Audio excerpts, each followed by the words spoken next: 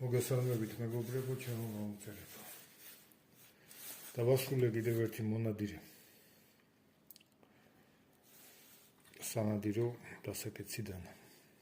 ესეთი გამოვიდა.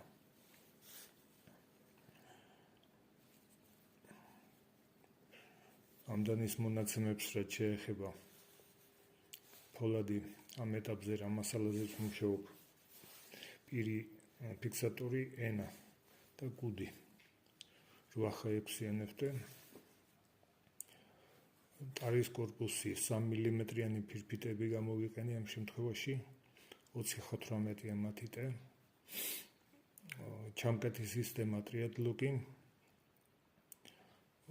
ეს დაკრობილი ოქროსფერი თითბერი ლატუნი გრავირებები როგორც ყოველთვის ხელით შესრულებული ხელით კვეთა